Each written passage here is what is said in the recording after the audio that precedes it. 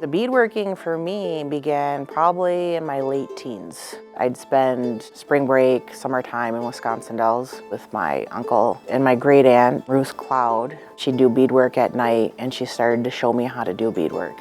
We had these roadside basket stands, beadwork there too.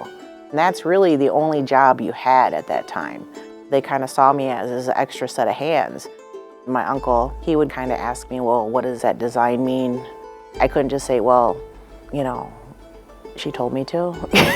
So he really emphasized like, well, you have to know what you're talking about. That kind of really started my idea of design. What do these designs create? What are they reflecting? And how we're kind of taking a lot of the designs from the natural forests around us. In the 18th century, one of the sayings towards Indian people was the only good Indian was a dead Indian. And I think in the 19th century, especially at the beginning of the 19th century, the saying was the only good Indian is a dancing Indian. All the Indian shows were going on, the Wild West shows were going on. At that point, we had to look nice. We had to play the part of, you know, the Indian dancing. When we're talking about beadwork and how essential it is to like our community, it's because that's what we had to do to survive during the 19th century. When I was in college and my relatives would come pick me up, that whole week we were working. We always had to make things in order to survive. In the 20th century, we were taught to keep a lot of secrets. Christianity and the government didn't like how we lived. Melanie Talmadge Sine said it best. She said we were taught to keep everything secret, so then we almost became a secret society. We still are like that, where we're not sharing the way that we normally would share if we were living with each other. How much do I share? How much do I not share? How much is traditional knowledge and should not be shared? Because so much in the past it wasn't respected. One of the things that my dad had said was, that doesn't belong to you. And by that is, well, you're supposed to pass it on.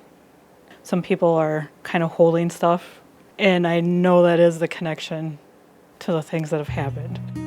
Trying to work on that healing for us to remember, no, it's okay to pass this on. I've been making pahkes for 30 years now, finger weaving with beads. One of my chuis taught me.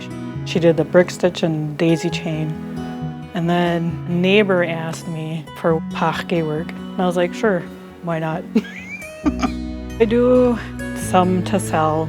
I rather teach it more. The ones that I've taught how to even do pahke, it makes me happy seeing them pass that on by teaching somebody else. If you know who you are, you know where you come from, you know what you believe in, you have nothing to worry about in life. That's what my mom used to always say. This semester, I am teaching Indigenous curation. A lot of the crafts that are traditionally Ho-Chunk perpetuate our culture.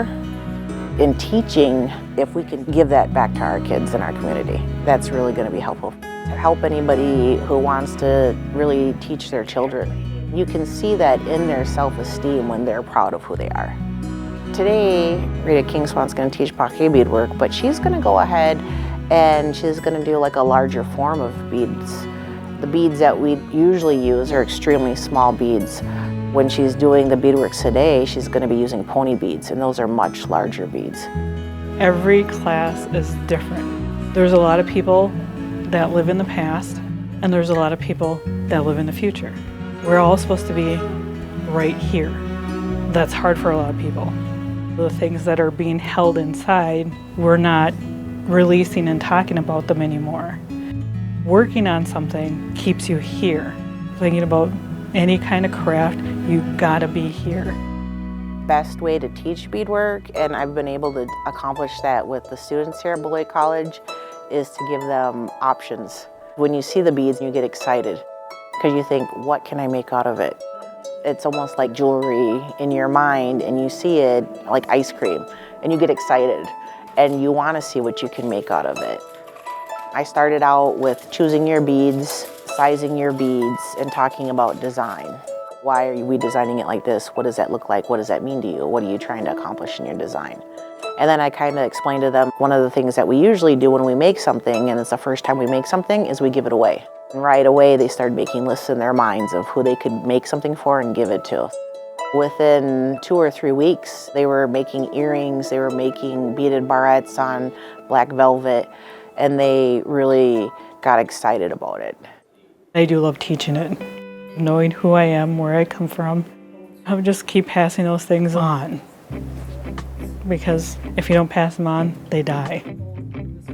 One of the things I've been doing besides beadwork is working on healing. We didn't look at people and said, well, you're not the same color as me, so I can't say anything to you. We saw that you were two-leggeds. We're meant to be here helping one another, and that's what we need to be doing, is taking care and helping one another. Healing is so important for all of us to do, to see that we are all the same. More people need to learn, because the ones that we usually would ask for help from aren't around anymore. A lot of the Indigenous people don't feel that they can pass on things because of the things that us Indigenous people had to do, because we really did have to hide a lot. During COVID, we lost a lot of tribal members, and in those losses, we lost a lot of makers. We have to replace those makers with new makers now. There have been a lot of people in the past, because of the things that have happened, wanting to feel proud of themselves for something that's new to them. If we want this to continue on, we should be changing that environment into a good, loving, caring environment for them to want to keep doing it.